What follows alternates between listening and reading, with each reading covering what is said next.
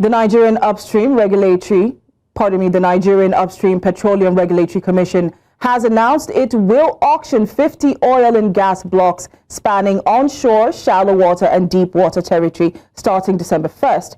It's all part of a bold 2025 licensing round signed off by President Bola Tinubu and crafted under the Petroleum Industry Act of 2021 to pull in fresh capital, grow reserves and breathe life back into the country's dipping crude output.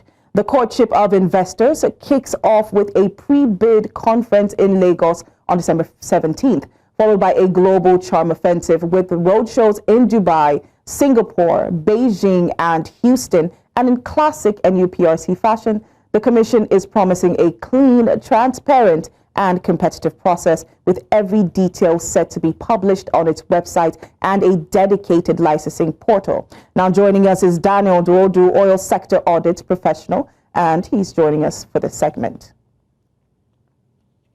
Hi, Daniel. Good to have you.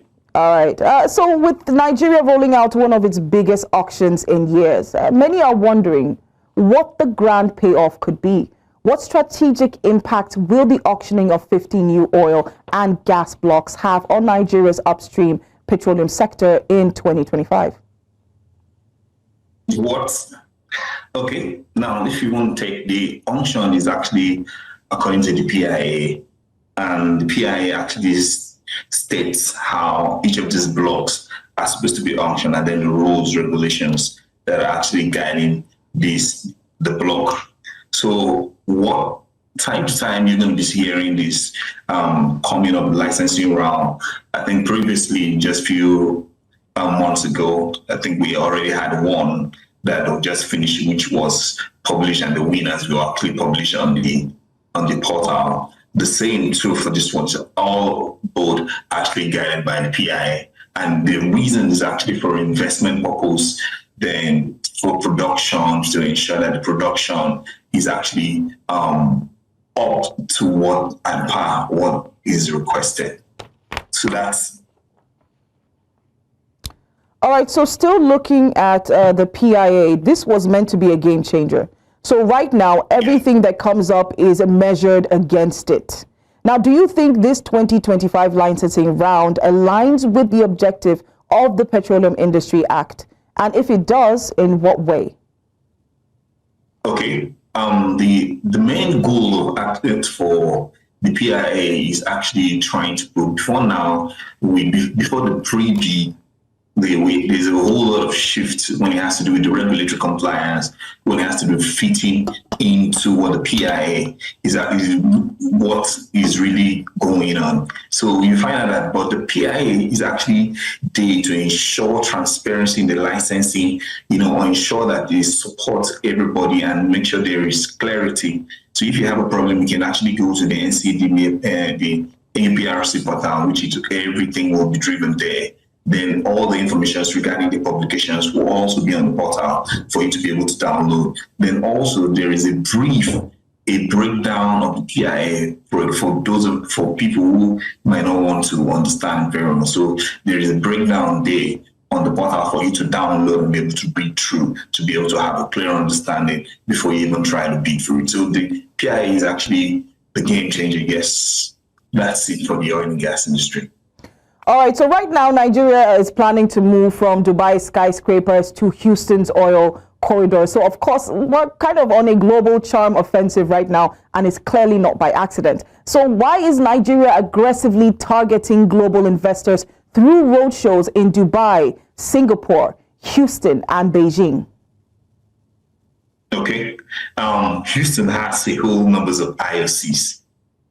So if you check, Houston has a lot of IOCs in it, the likes of Exxon. Then Dubai has NOCs on them. Asian companies are actually in Singapore. The same with Chinese NOCs. They are all, so what the companies, the NUPRC is trying to do is to ensure, to draw all this investment down to the offshore sector.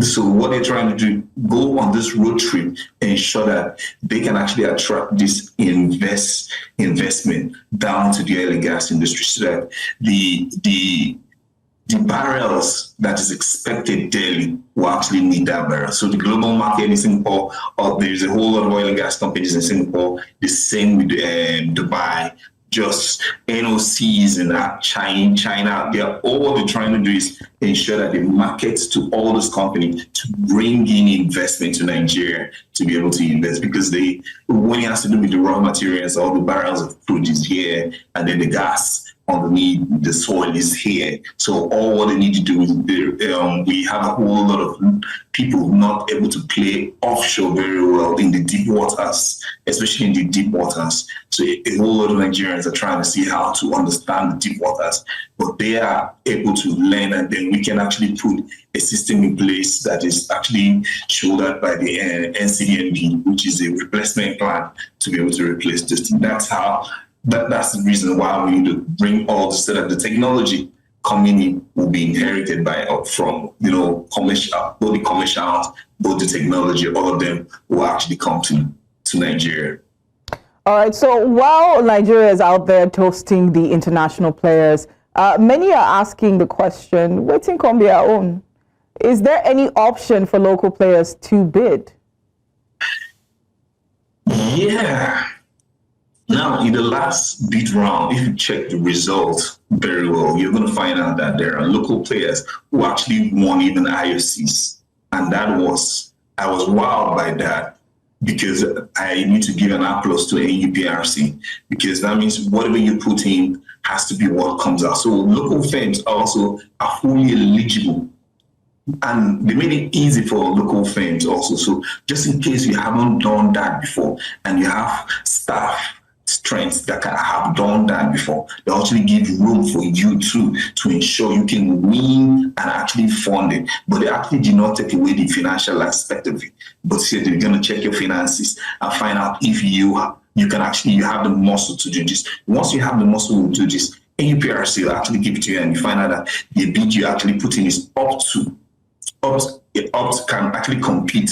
Then they'll actually give it to you. I've seen a whole lot of local firms in the previously, I don't want to call names, that have actually won the block. So if you check on the NUPRC portal and check the last tender that was won, you're going to see a whole lot of national companies. Most of them are actually just coming and penetrating into the sector, and they won the tender. All right, so go ahead. Go ahead, finish your thought. Okay, so for local players, so if you check, you'll find out that there are rooms for local players, and Nigerians are actually, especially NCDME, are doing so much to ensure that we localize all the technology that is both in the oil and gas sector, both in deep waters and shallow waters. Thank you. All right, so when it comes to oil block bids, your pockets have to be deep, but it's also important to know your way around the rig. So which do you think is more crucial for bidders, financial capacity or technical ability? Now, both of them work hand in hand. If you're very confident with tendering in the oil and gas industry, you find out that financial capacity work hand in hand with technical capacity. First of all, if it's a double envelope tender, they will actually request for technical first. And if you requested for technical first, you need to ensure that your technology has to be up to date. You need to ensure that you have the capacity to drill and ensure you know everything regarding the wellhead and everything. You're aware of all the drawings and everything that is going to be there, the reserve, the quantity of reserve, the cost of gas, everything you need to be aware. So then you need to show to NUPRC that you understand the block very well and the interpretation, and you know exactly the kind of technology you want to go in with. That will actually help you in the technical aspect. But that's different from the commercial. But the commercial is actually deep pocket, just like you said. It's actually for deep pockets. That's when you need maybe partners to be able to come in and help you financially. But if both of them go hand in hand, because you can have all the technical expertise, you don't have deep pockets to be able to execute the contract. That is the main problem sometimes with Nigerian oil blocks, where you find out that they can win, but the technical expertise is not there. Or maybe they can win, they have the technical expertise, but the financials are not there to drill. So both of them need to go hand in hand. If one go outside, maybe, for example, you have the money, you don't have the technology, it's going to be hard for you, because anybody coming in, you have to give it out to someone that will be able to handle it. And that takes a whole lot of money from you. The same thing too, if you have the technology, you don't have the finance, you cannot get an FPSO to be on standby, you don't have an offshore vessel, you don't have a security vessel, then what is the essence of you having the technology to be able to do that? So both of them need to go hand in hand, both the technical and both the commercials, both of them, and no one can go without the other. That's the only way you can actually drill and actually ensure that you meet the barrels daily. All right, so let's take a look at some opportunities for investors. Now, there are blocks pretty much scattered across onshore, shallow water, and deep water terrains. And right now, investors are scanning for the sweetest spot. Now, which types of oil blocks offer the most attractive opportunities for investors? Depending on what the investor is interested in, because right now there are gas incentives for anybody who is into gas. So a whole lot of people will be actually looking forward to gas fields to be able to enjoy the incentives. So if you actually do gas fields, that is actually a good one for you. So, but offshore are actually attractive too, because it has the world's large untapped reserve that is there, and a whole lot limited people that are actually playing in that waters, unlike the shallow waters or the land drilling. But the deep water is actually only few players in there, and the IOCs have actually drawn out, they are actually sold their assets that were in deep water. So it would be a good one for investors to take over that side of the business, that side which is deep water, and also any gas field would be a good one for investors. So gas field, deep waters, those are actually green field. They are good investment for investors. All right, so I hope that potential investors are listening and taking notes. Now, looking at the oil and gas sector, pretty much trust is currency within this sector. Transparency can make or break investor confidence. Now, how do you think NUPRC should go about making plans to ensure transparency and competitiveness within the bidding process? The bidding process for NUPRC, I think I want to give NUPRC credit, because I have been involved in several tenders with the NUPRCs, and their transparency is actually not comparable to most of the government parastatals, which I have actually witnessed. But when it has to do with NUPRC, their transparency is actually there. They put everything up for you.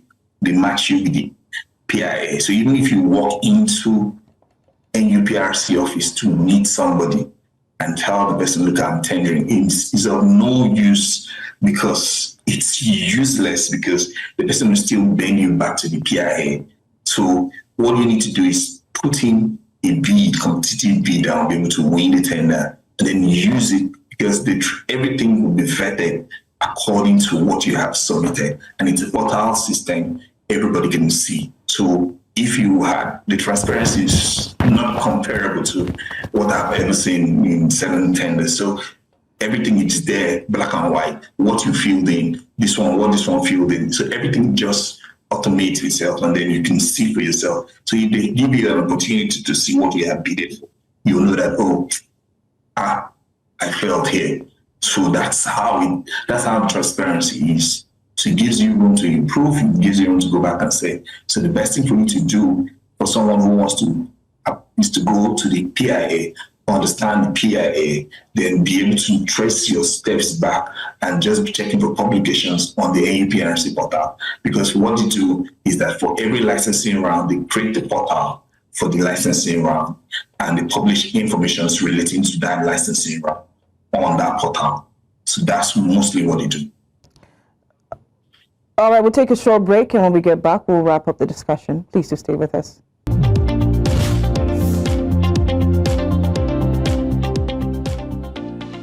All right, you're welcome back, and we're still taking a look at the upcoming auction of 50 oil and gas blocks, and we still have Daniel Duodu, oil sector audit professional, here with us.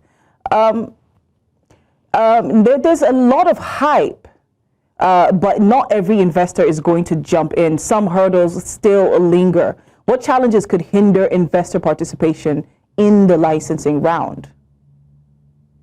Number one, security. Because Nigeria has been in the news for security reasons and how unsafe it will be. So one of the things the investors will be looking at is the security. How secure is the terrain of oil they are trying to look at? Or maybe, for example, what are they looking at? Again, they're going to look at vandalization. Now, if you look, you need to ensure that wherever you're going to get, maybe they're not going to vandalize your infrastructure. You should be able to build something, or if you're running the pipe should be also, you need to look at community, the very immediate community, because the community also might be a problem to you, because while you finish bidding, you win the contract, you might not be able to execute because there are some demands from the community asking you that if you want to come and explore this you need to provide. So those are the things that might actually be the scare to investors, not just also the uncertainty of our regulatory system. In some cases, you might sit down and it's just tomorrow, you might actually see a new law that will actually change everything you had planned for in the next 2 to 3, 4 years. Those are the things that might actually scare investment. But if security can actually be, and then you find out you involve the community and ensure that they are carried along in the planning stage so that there won't be issues when after winning, I think it would be, and then also, the regulatory compliance is actually wrong. The PIA without no external, I think that would be a good one.